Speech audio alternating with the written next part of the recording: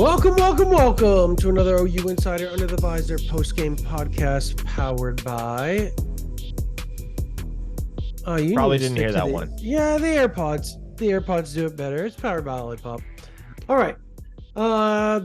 This postgame podcast is where the Oklahoma Sooners defeated Iowa State 50-20 tonight in a game that, with 9 minutes left to go in the second quarter, it was 21-20. And then Oklahoma on the offensive side and Brent Venables in his deep fence decided they were going to take their foot, step on Iowa State's throat, and not let them breathe. And they did just that. Did just that. Domination twas them tonight. And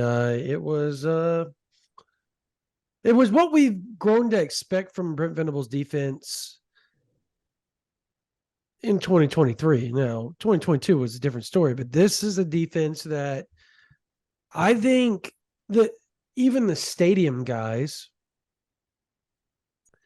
the stadium was in an utter state of shock with about 9 minutes left to go in the second quarter. And you could hear it. You could just tell there wasn't a lot of life. It just felt like and we talked about it on the instant reaction. It felt like the players, it felt like the coaches, it felt like the fan base was like, oh crap, here we go again. Here we go again. It wasn't through week 3 this time. It was week 4. Here goes the crumble. And then all of a sudden, flip the switch, and they were back in business. And they stayed in business, allowing 85 total yards after the start of the second half. Only 85 yards for Iowa State. Dominance. I think that's kind of the theme of the night was dominance, right? At least for 39 minutes. Yeah, look, so as this is all unfolding in the first half, I kind of understood. I was kind of aware of the fact that as Iowa State continues to keep this game close going into the intermission, that there were going to be some Sooner fans that took to social media and talked about, oh boy, this is the exact same thing we've seen a zillion times over from this Sooners defense, and nothing has actually changed. And heck, you saw members of the media tweeting stuff like that. Oh boy, here we go again. That type of thing. Really? Who did that, by the way? We're not going to name names here, but okay. Quite understandably, there were people going, yeah, okay, we shouldn't have trusted in this defense. Mm-hmm. And the reason why I strayed away from putting a take like that out there was because in the moment, it was easy to understand the flukiness of those two plays that powered Iowa State's offensive attack in the first half. The two long passes from Rocco Beck, the first to Jalen Knoll, the second to Jalen. I forget who the other Jalen is, but he hit two different Jalens for long touchdown passes. And again, you can't remove plays like that from the game. So it's kind of a pointless argument to say, okay, well, absent those two plays, whatever. But Jaden Higgins, by the way. Jaden Higgins, there you go. But by the same token, I think when you're dealing with a situation like the one Oklahoma has dealt with in years past, and you have the stigma, the defensive stigma that every fan has come to accept, it's easy to lose perspective and it's easy to lose context. And while you might have looked at that in the moment and said, okay, the first 4 games were obviously the fluke, the way I kind of looked at it at the time was, okay, what if those 2 plays are the fluke? What if those are, the one of these things is not like the others type of deal? Right. What if this Oklahoma defense is still a really good defense that just had 2 major busts? And Brent Venables said after the game, yeah, look, we'll get those fixed. We're going to, and his exact words were, chew on it in practice this week. to be able to make sure that that kind of stuff doesn't happen again, because it can happen again, especially with Texas on the other side. But why couldn't those two plays have been what was out of the norm for this Oklahoma defense? And I think what you saw over the last 39 minutes of play was that that was exactly the case. It was those two plays that constituted the fluke in this game from a defensive perspective, because outside of those two plays, the Sooners were, for the most part, excellent defensively.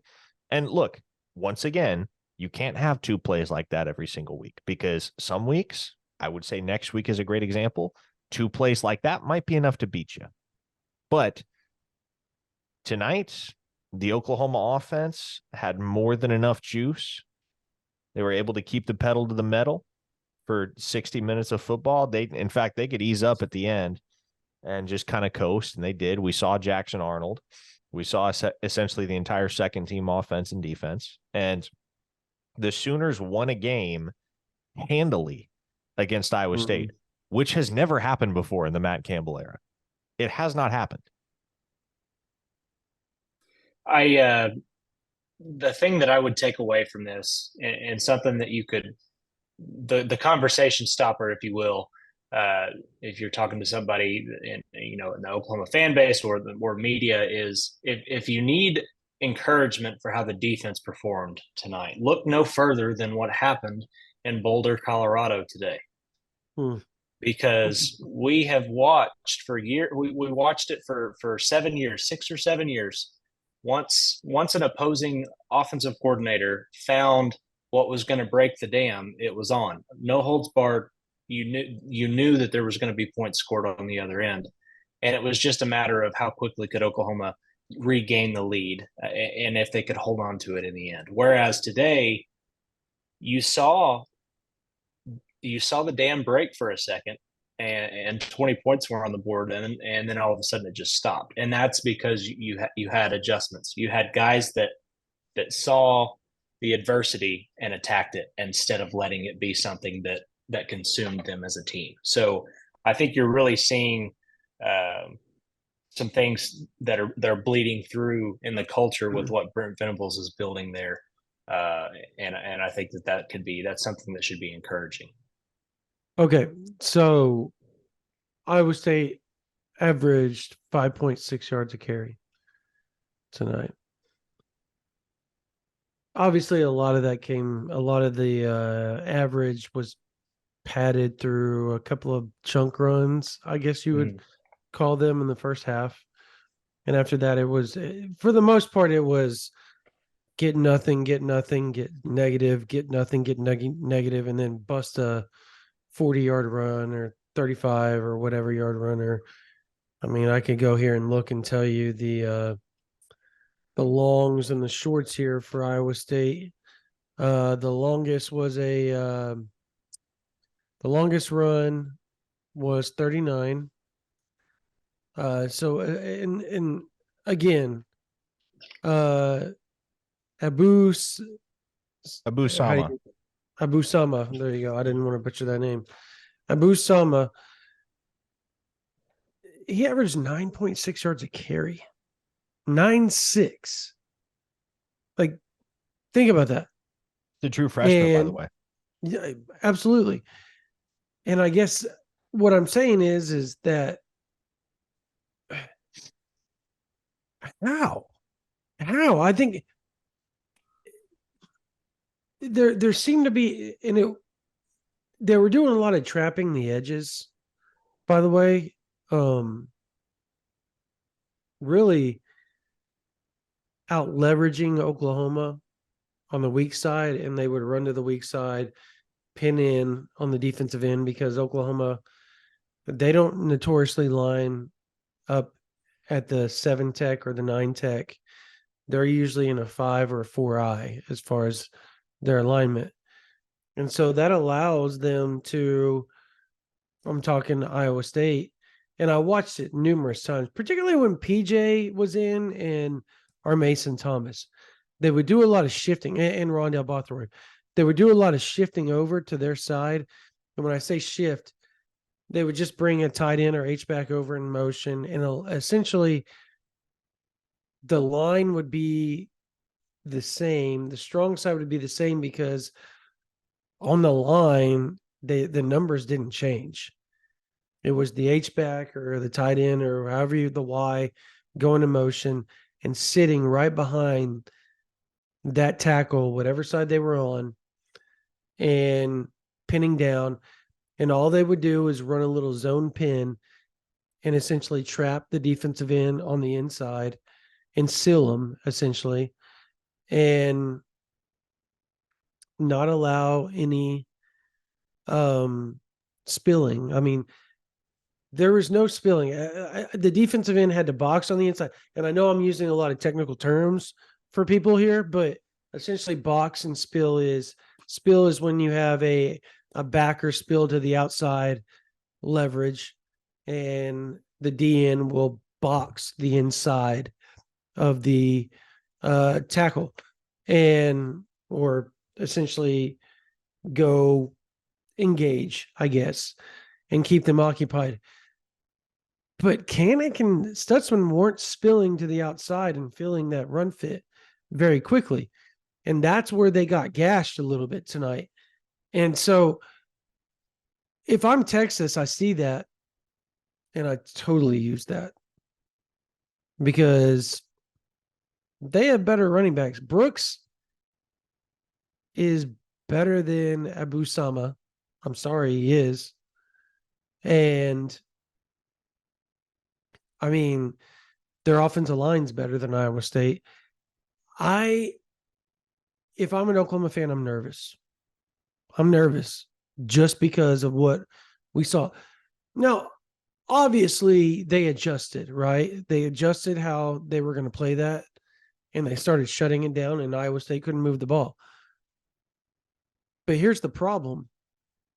If you allow that against Texas, that 39-yarder turns into a 69-yard touchdown run. Like there's a stark difference in talent, speed, and athleticism between those two teams. And so they're going to chew on it, as Parker said. They know the things they've got to work on. And so there is, I don't know, man. I would just be nervous if I'm an Oklahoma fan going into Texas. Well, just because of the first half. Let me throw Go this ahead. out there. Let me throw this out there. And then I want to play a little bit of a game with y'all. But let me throw this out there up front. I think Oklahoma fans need to head into the Red River rivalry with a very level-headed understanding of what is at stake here. And what is at stake is really only, well, and it feels weird saying this because it takes a lot of stuff for granted, admittedly. Mm-hmm. But if you win next weekend against Texas, there is a very good possibility you're going to have to beat Texas again in December. And if you lose to Texas 100% next Saturday, there's a very good chance you're going to have the opportunity to go and get revenge on Texas in December, because these are the only undefeated teams left in the Big 12. They are very obviously the two best teams in the Big 12. And odds are they're the two teams that are going to be facing off for a conference championship in Arlington. Yeah. And what a send-off that's going to be for Oklahoma and Texas as they prepare to depart the Big 12. So look, and we will talk about OU Texas in much greater detail throughout the week. But I would just head into this weekend with the understanding that what happens Saturday does not necessarily dictate the ultimate outcome of your season, because you beat Texas, they're probably getting another crack at you. You lose to Texas, guess what? You'll probably get another crack at them. Let me throw some things. Is that Brett, your remarks? Just worst nightmare. 100%. Without question. Let me throw some things at you guys. I want to see if you agree or disagree based on what we saw tonight.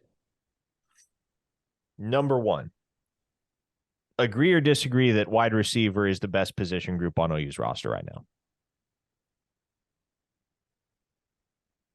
On offense or both sides? overall.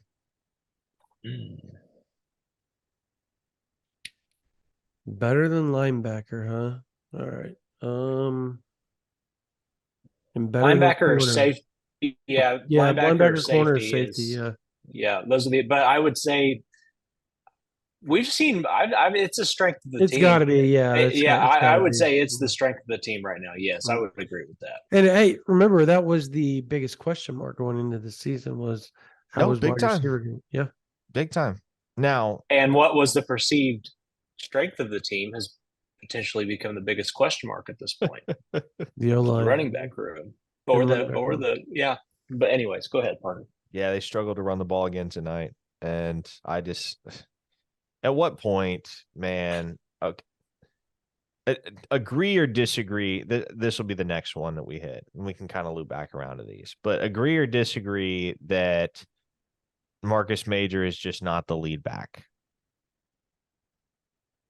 Oh, I disagree right now, Really? because only because I go and I look at the season stats and I go and I look at the stats tonight and I'm going, well, he's got the most carries. Yeah, but I guess what I'm saying is, obviously. Okay, you're talking talent wise. No, I totally agree. Yeah. He's I mean, not the best back. 19 carries for 66 yards tonight. No, he's not. Yeah. Yeah, it's not cutting it. It's not cutting it. I to me, you go with Tawi Walker and Salchuk as your 1-2. And I think I'm with you right now because I don't see it with Major, man. And I want to. Like, I want that guy to have success. He's stuck it out for a long time at Oklahoma. But more often than not, I mean, if you add it up, he averaged 3.5 yards a carry tonight. Oklahoma has had backs in the past, most years, that average close to double that. And I don't think anybody's asking or expecting Marcus Major to be Kennedy Brooks or to be Rodney Anderson. But the lead back in this offense, if you're going to be competing for a conference championship and a spot in the college football playoff, you need more out of your lead back than Oklahoma's getting out of Marcus Major right now.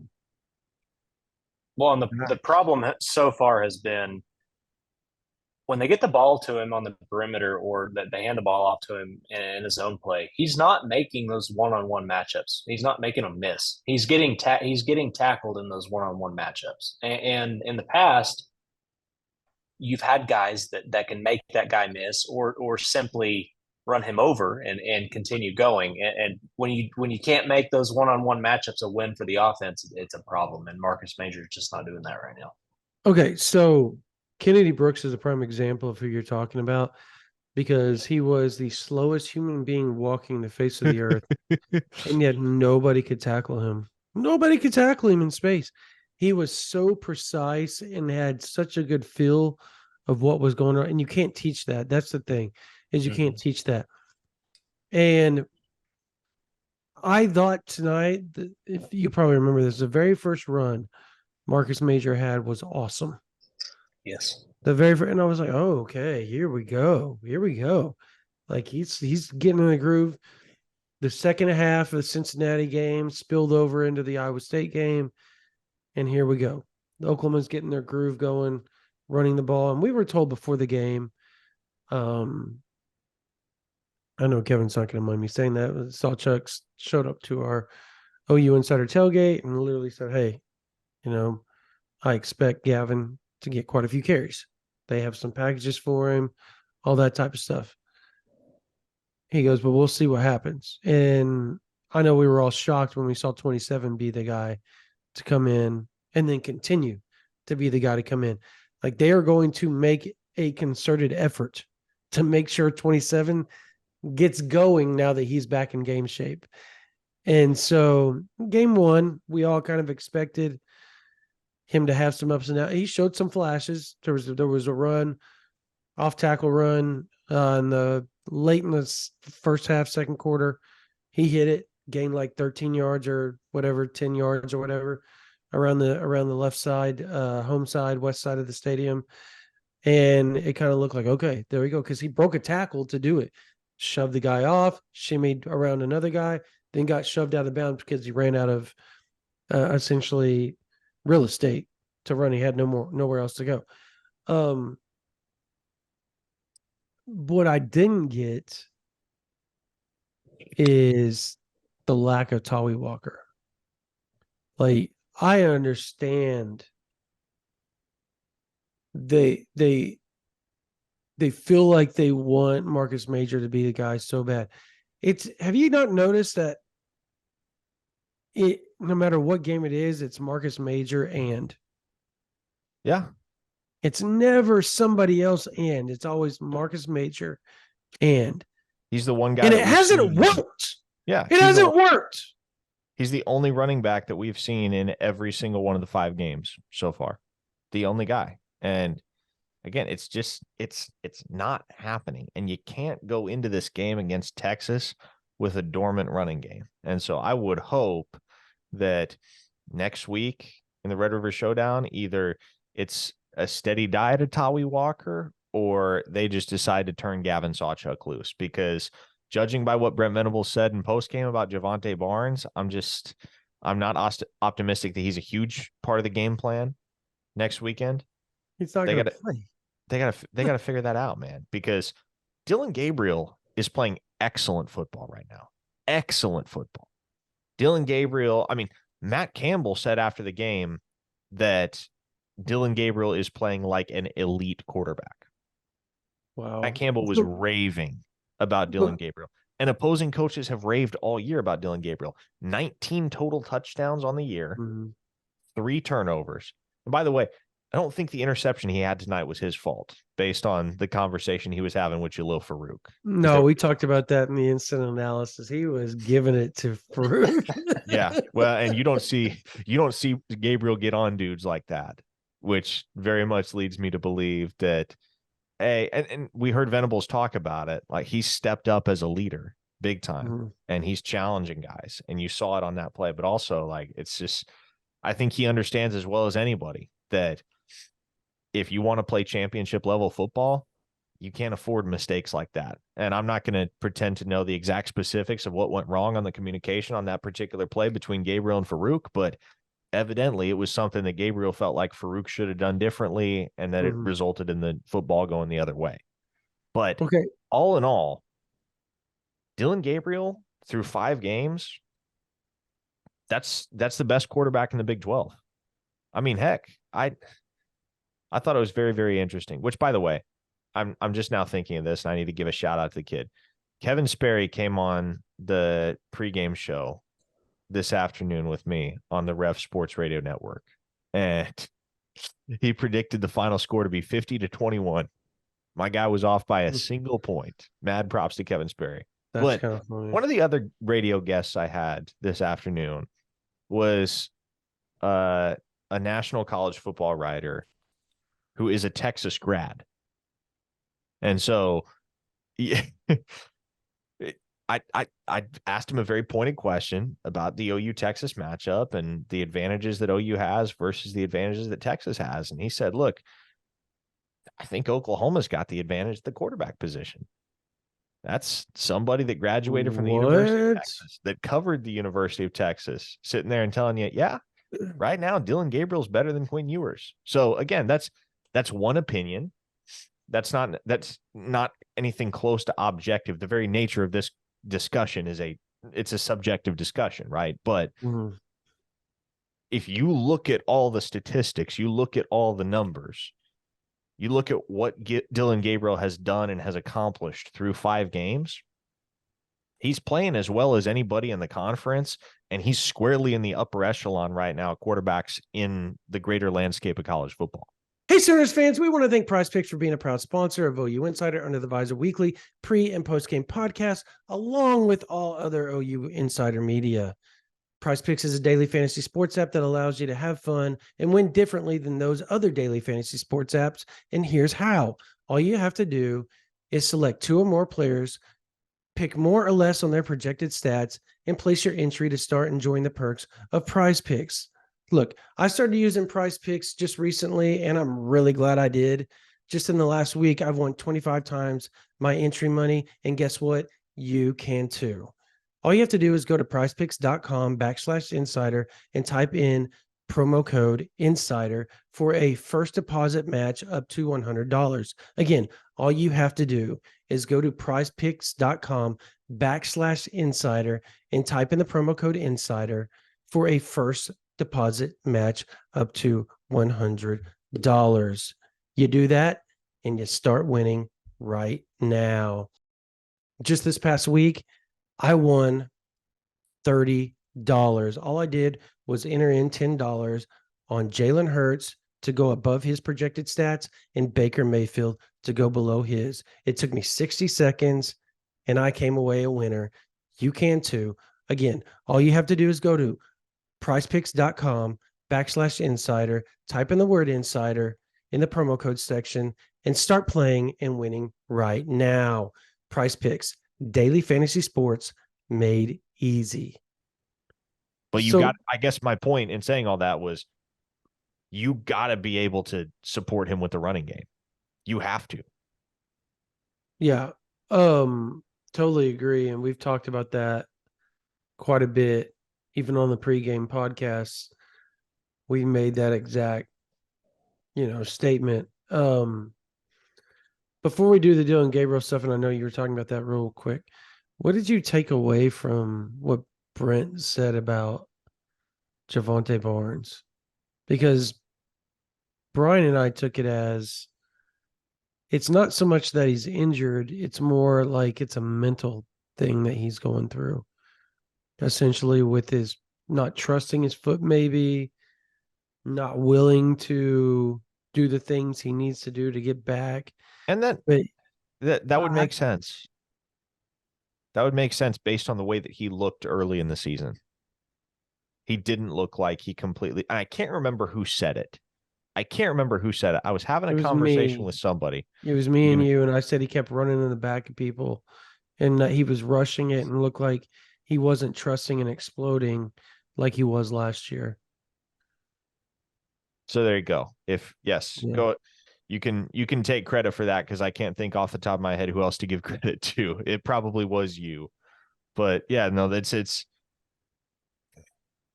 very obviously a facet of Javonte Barnes' game that's just missing. It was easy to see. It was easy to spot. And until he gets that figured out, man, if you were to throw him in the mix right now, I think you just got another back that's getting you 3 yards per carry. And you don't need another one of those right now. I've got a question that I would like to present to both of you concerning the run game. So we've heard the same explanation several times from Coach Venables, and I believe Levy's talked about it as well. But the RPO, how every play is an RPO. We hear Brent talk about how that is interlaced into everything that they do. With that being said, just in the flat line of how RPO is built, offensive linemen understand on some of that. They're supposed to be blocking with the intent of it being a run play, but you also know that you can't get too far downfield and get to the second level, right? With that, with it becoming a penalty. So, do you think? I mean, maybe I'm overanalyzing this, but if you're not running downhill with the offensive line, and we have seen there be issues with space being created for those guys to run, is it time to take some of that RPO game and maybe draw that back and have more designed runs? If this is truly something that they're doing every play, obviously I'm not the guy that's calling plays, but just in my mind, if your offensive line knows that they're going to the second level to block a linebacker, and they get down there with intensity, it makes a difference in the running game. So is it time to maybe move away from some of that RPO and maybe try more designed runs this week? Maybe, but I watched Bill Schneider's teams just absolutely abuse people with those RPOs, and I don't know, man. Like, I get it that maybe maybe design run here or there probably would help, but they have design runs and they're not successful enough for me to feel like that's going to achieve the necessary goals that need to be achieved for them to take that next step. I'll say this though. We are seeing Dylan Gabriel gain confidence as a runner. And Yeah, you saw that absolutely. tonight. He was playing with a little bit of an edge tonight, man. He was getting up in guys' faces, talking smack, showing some emotion. Like that was a more fiery Dylan Gabriel than I think I've seen at any point in his Oklahoma career up until He then. put a safety on his back to get in the end zone and then let him know about it afterwards. I mean, it was it was definitely a different side of Dylan Gabriel that we haven't seen. So do y'all want to hear his stat line, Dylan Gabriel's stat line through 5 games? Throw it at us. Let's hear it. All right. He's 118 for 187.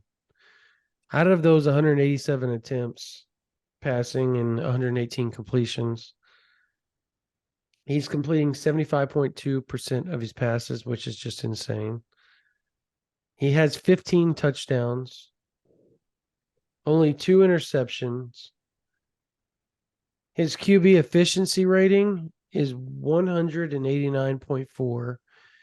His career average is like, I want to say his career average is like around 148. So he's 40 points higher in efficiency rating than he has been throughout his whole career. So that'll tell you something. He's averaging 318.6 yards a game on top of it all.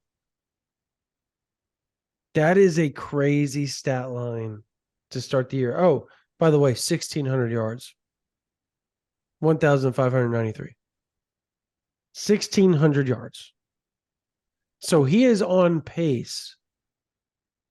It'd be 3,200 if you just take the 10, so he's on pace for essentially about 4,000 yards this year, and on pace for 36 touchdowns, I think, passing. And another 12 rushing or 12 total rushing. Whatever he's got as far as rushing touchdowns, he's got, how many does he have here? I'm trying to find it. Gabriel. Oh, I'm looking the wrong way. I was looking at receiving. That's why. Yeah, he's got 4 touchdowns, so he would have 12 essentially, or 10. Yeah, 10 probably. So if you end up with 10 touchdowns and 10 touchdowns rushing, 36 through the air, and 4,000 yards, and you only end up with, if he stays on pace, that would be, you're going to New York City. Yeah, You're five interceptions. That's insane. Yeah, you're going to New York City, and at the very least, finishing in the top 3. I would say so. And the way that Caleb Williams is playing right now, no one but Caleb Williams. Yeah, he's going to win it this all. year. But he's winning the Heisman. Yeah. But yeah, man, Dylan Gabriel is at the top of his game right now, and I think, especially when you see a guy that's taken his game up a notch individually at the quarterback position, the way that Gabriel has, which I think what you want and what you need is you need to make sure that you're giving your program the best opportunity to win with the personnel that you're rolling out there, regardless of who that is, regardless of which position it is. You have to, otherwise it's a disservice to a guy like Gabriel, because with his level of play right now, if there is a position group or an individual that's jeopardizing your chances to win football games, you need to get things corrected there. And so that's why I have 2 takes. I want to know if you guys agree with them on the defensive side of the ball, based on what we saw tonight and based on what we've seen to this point in the season. I think we need to see more Peyton Bowen and less Key Lawrence at safety. And I know somebody else that agrees. And you overheard the conversation, so and I think PJ Adibawara needs to start next weekend against Texas and play a ton of snaps, because right now, as of right now, and I understand our Mason Thomas has been hurt. I get that. As of right now, the best pure pass rusher on Oklahoma's roster is PJ Adibawara. And against Texas, you are going to need that. So I was about to ask you, outside of Danny Stutzman, who leads the team in sacks? Is Stutzman the leader outright in sacks? Yeah, he's got about 2. That? Yeah. You say he's PJ, got 2? Yeah, he's got 2. PJ's got 2 as well. Yeah, PJ's got 1.5. Oh, did they split that one tonight? Yeah. Okay. With him and Co. Yep. Yep. So PJ Adibawara. Did I do that right? Adibawara. Right? Is that better? Adibawara. I'm just gonna say that. Okay. I'm leaving it alone, man. It is the hardest thing to say. Adibawara. That's how I'm gonna say it. PJ Adibawara. There we go. Anyways, him and Ethan Downs have 1.5 apiece. Marcus Stripling with 1. This is through the season. Laulu with 1. Kanik with 1. And okay. So I'm trying to figure out how he got the 1.5. So he had 1 against Tulsa. He split 1 tonight. Yeah. Okay. But who got the other half? Isaiah Coe. They did not give him a half a sack. Interesting. So he's the only guy on the roster with a half. Oh, no. Flip the page. If you're looking at it should be in the stat book. There is you've got Isaiah Coe on the back end. I don't have a back end here. Oh. Okay. Well, the point is, the best pure pass rusher on your roster right now, the guy that has created the most havoc in the share of playing time he's been given, has been PJ Adibawara. And we know how special his physical gifts are, and how long and fast and technically sound he is as a pass rusher. If you're going to go toe-to-toe with Texas, the way that Texas offense is playing right now, you have to make sure, in as much as it is within your capacity to do so, that Quinn Ewers is running for his life as much as possible. And the best way to accomplish that, in my mind, is to put the 5-star who's got the highest pass rush win rate on your entire roster on one side of the line.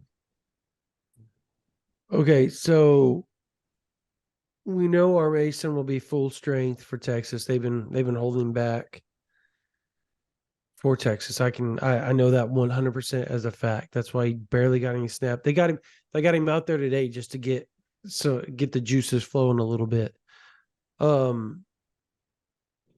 So my question is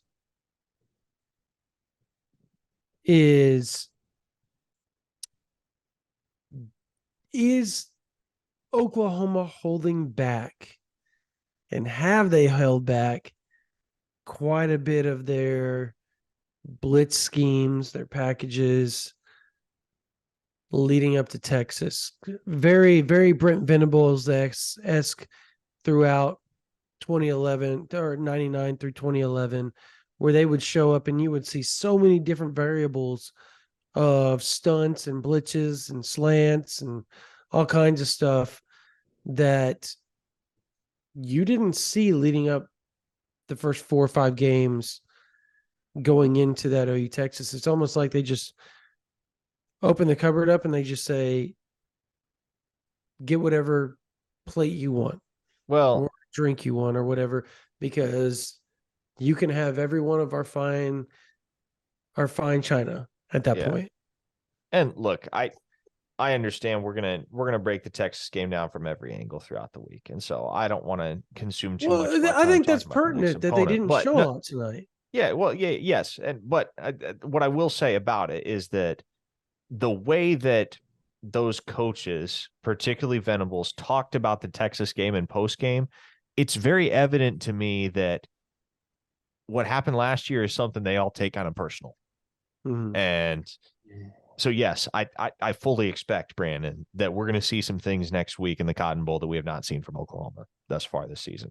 And I think the snap counts are going to be quite different because I agree. Yes. you are going to have no choice but to play your most capable players and the guys that give you the best chance of winning. And with a play like the one Peyton Bowen made tonight on special teams, with the way that he's played in the secondary, I expect him to be one of those guys that's getting his number called a lot and that is on the field a lot next week.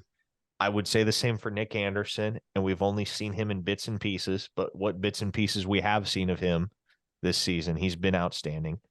Jaden Gibson, that dude made a grown man play on that 40-yard touchdown reception tonight. That was maybe the singular most impressive football play of the night. And then I think what's huge for Oklahoma is we had the question going into the season, okay, who's going to be the other corner opposite Woody Washington? And is he going to be able to hold his own? Gentry Williams is that guy. Yeah, he's good. He's that really dude. Good. So, okay. Everything you said was really kind of on the head of everything I wanted to get into. But I do want to ask this after what happened tonight. You've seen what happened throughout the world of college football.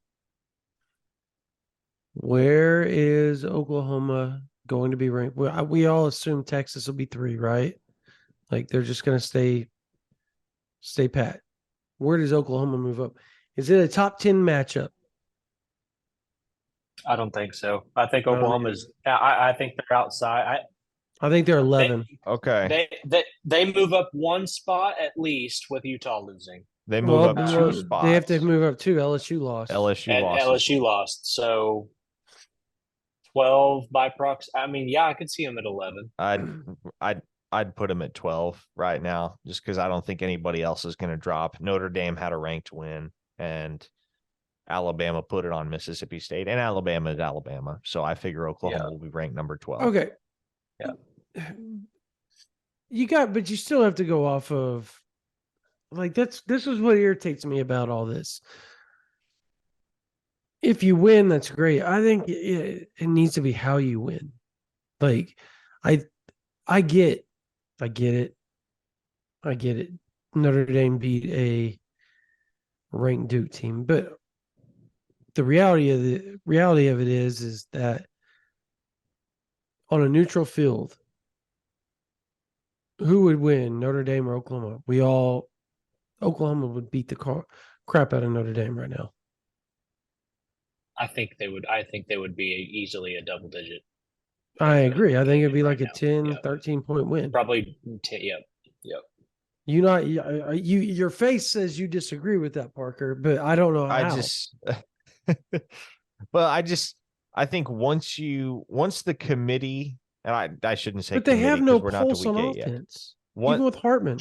Okay, once the pollsters have formed opinions on these teams, though, I understand why you would stick with those opinions and not be super fluid week to week with how you're evaluating them. So logistically, I think it makes sense. I get it, but I love Josh Pate's way of doing it. Like, okay, head-to-head neutral field, who would win? And that's how he ranks them. Who would win? That is the best way to rank. Like, who cares if you had them at 12 or 11 or 10? Do you believe they would beat the 13 or 12 team? Do you believe number 8 would beat number 12? If you don't, got to move them. You got to move them. Because it's insanity if you don't. If that's the way the AP poll worked, where would USC be ranked tomorrow? Probably 12 or something like that. They definitely wouldn't be 8. Well, you know what?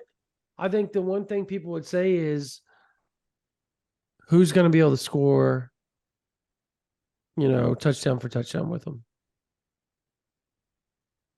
Colorado, almost, Uh, but not quite. I would Colorado say there probably are a has the lot second of best teams. quarterback, not There are named a Drake May lot in of college teams. football. That's fair. That That's would be fair. able to score with USC. There are a ton of teams that would be able to score with USC. And it's not because USC's offense isn't good. It's because USC's defense is that bad. Oh, it's awful. It is straight up dog crap. But we've all seen it before. When y'all were saying, when you said something about the flukes earlier, about like the 2 fluke plays, with Brent Venable's defense, you call those big chunk plays for touchdowns 2 fluke plays. With Alex Grinch's defense, when he was at Oklahoma, you called it every Saturday. Uh-huh. Yeah. You got pretty You called it every possession. Yeah. All right. Defensively, let's move over there real quick before we end this.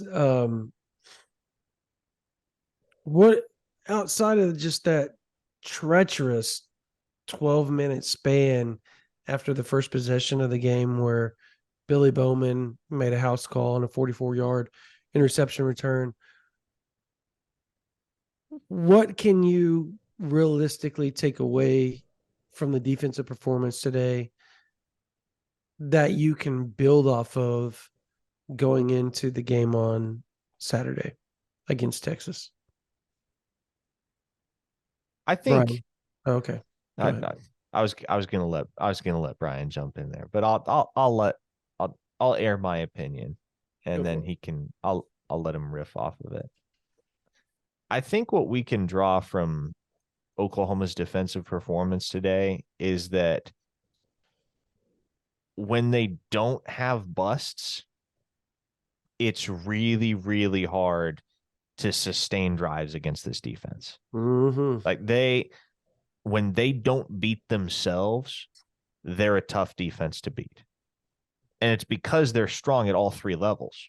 They're strong up front, they're strong in the linebacking core, and they have a secondary that's playing great ball right now. Yeah.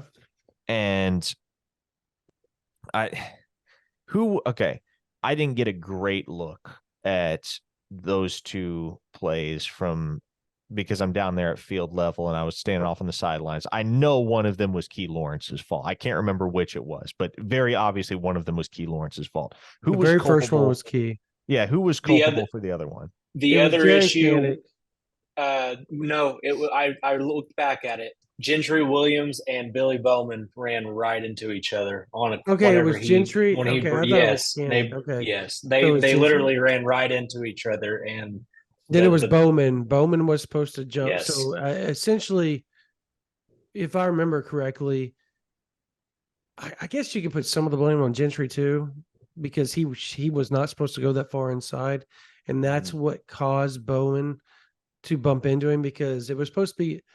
It looked like they were playing quarters, and I'd have to go back and look at how they were aligned again. But it looked like it was quarters, which means everybody has a quarter of the field, and you pass it. It looks like man, but it's not man. It's a zone where the field from sideline to sideline is cut in quarters, and you have hash to the sideline, hash to hash, or hash to midfield to hash to sideline, and that's how you would cover your spacing.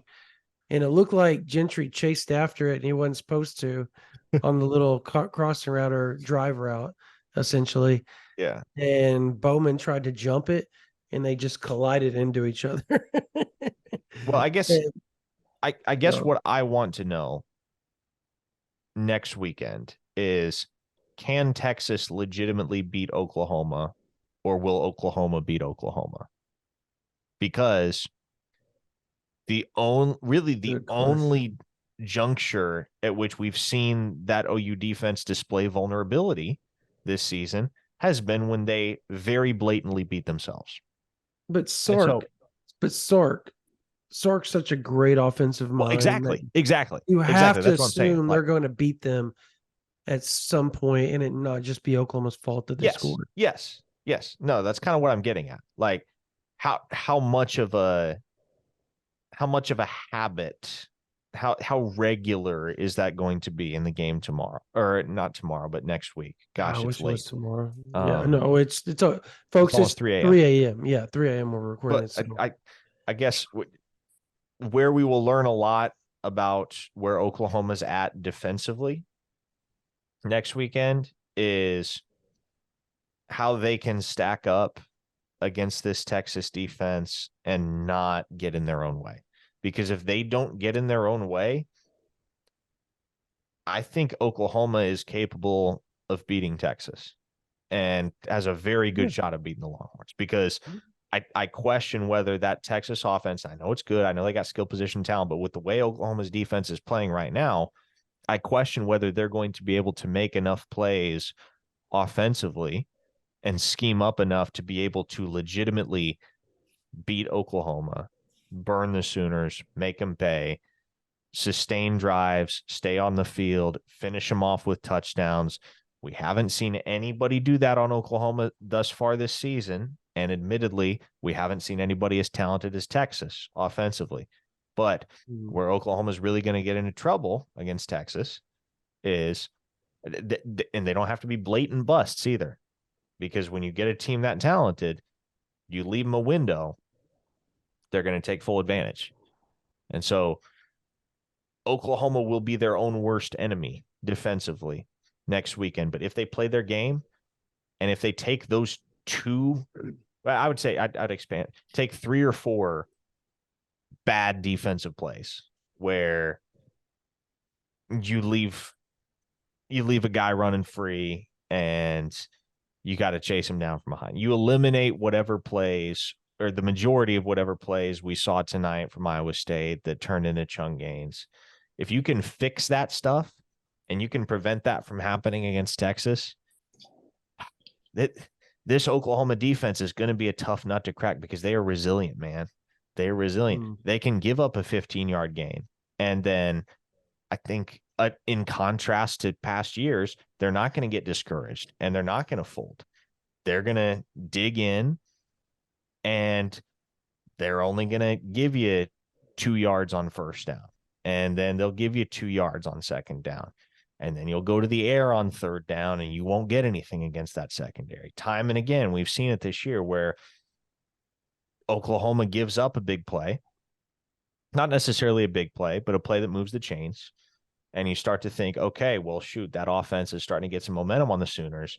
And then boom, they shut it down. And that's it. So I agree. And I just look back at last year's game. Very first possession. Oklahoma stops them. Texas was 3 and out like that. Got in, and you could tell they were on their game. And then they kind of wore out, because it wasn't the laugher until midway, almost at the end of the second quarter is where they started to pull away, if I remember correctly, because OU had some decent drives with the Wildcat. And that's where I harken back to, if Dylan Gabriel's in that game, are we talking about Oklahoma having a chip on their shoulder from last year and using that against them? Like, there's a part of me that feels like Oklahoma potentially wins that ball game and everything kind of changes for them moving forward. But it didn't happen. That's not reality. The reality is they lost 49-0. The defense showed its utter weakness when it comes to depth at that point, because they had no depth. The one thing you saw that they did have depth, though, was at the cornerback position, because obviously CJ Colden came out and ended up having a monster year after the Texas game, where he had his coming out party, picking off Quinn Ewers, having some other really big pass deflections, and almost having another interception later on in the game. And so I feel like this year's squad and this year's team really sets themselves up to be a problem for Texas. I think pound for pound, they match up with Texas very well, mainly because where Oklahoma's strength is, particularly on defense, linebacker in the secondary. That is also Texas's strength, being that they have quarterback and really strong wide receiver core, A.D. Mitchell, Xavier Worthy, blah, blah, blah, blah, everybody else that plays for him. And then obviously you got Jonathan Brooks as your running back, and he's a really good running back. So that's where I feel like you start to see the matchups where Stutzman and Kanik match up really well with their running backs. Gentry and Woody and Peyton Bowen and Billy Bowman and RSJ and whoever else they want to throw out there, or Reggie Pearson, they match up well at the safeties and the DB and the cornerback spots. And on the opposite side, this is the one thing I will say is Texas's rush defense is so good. And OU's rush offense being so bad, it would be so OU Texas for OU's offensive line to just demolish one of the best rush defensive lines in the country. Just because that's how it has to happen if it's OU Texas. It's got to be opposite, and that's the way it rolls. What's your opinion on all this, Brian? So to answer your question earlier about what to take away from this and taking it into the Iowa State or into the Texas game, again, 3:00. Yeah. We saw, so the last 2 weeks in particular, we've seen a lot of 12 personnel from Cincinnati and from Iowa State. We've seen a lot of guys in the box, and all season long, we've seen a lot of max protect. We've seen a lot of guys staying in. And the sack numbers really haven't been there for Oklahoma yet, but the pressure has certainly been there. There have been it's inexplicable how many times you've got a guy that's got a hand on the quarterback and he gets away. It's continued to happen. But next week, I'm really interested. Jatavian Sanders left the game against Kansas. I don't know, we don't know what the extent of that is. But either way, Sark really likes to split his tight ends out as an extra receiver. And so there are going to be situations where Texas has these, a 5-man protection plus a running back if needed. And that's going to give Oklahoma's, defense an opportunity to create some of this pressure. And now, so what's interesting to me is I think what you take away from tonight was, there's only one sack on the evening, but whenever you go back and look at the plays, there were times when Rocco Beck was running for his life and he just had to get the ball out and away. And, it's a good showing for what the defensive line has looked like for Oklahoma to this point.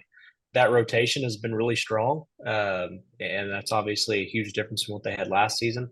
But when you allow guys to run free like you have with Kanik and Stutzman, and then obviously guys behind him like Kobe McKenzie being able to run free, it helps. It helps a lot. So I take away from that. And then obviously, as Parker said, when you don't have busts, the secondary has been incredible. It's been really, really strong for Oklahoma. And I think that does bode well for them going into the Red River game.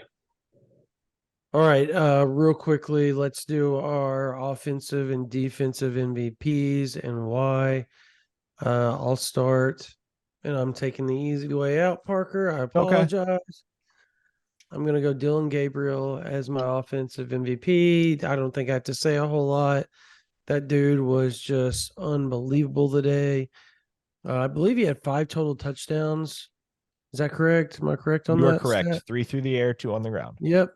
And he threw for 366 yards, only 1 interception, 3 touchdowns, as you said, 2 on the ground, and had a outstanding QBR. There was like 250 or 240 something. So what a day for Dillon Gabriel. Maybe the best game ever in his Sooner career. Texas Tech was better, but nobody talks about it because they lost. Yeah. Okay. I'll say, Brian, I'm doing it. I told you I was going to do it. Gentry Williams. I said on the instant analysis, Peyton Bowen. Billy Bowman, excuse me. But I'm going to go Gentry because he had a pick, he had a tackle for loss, and I think he had 2 or 3 tackles as well.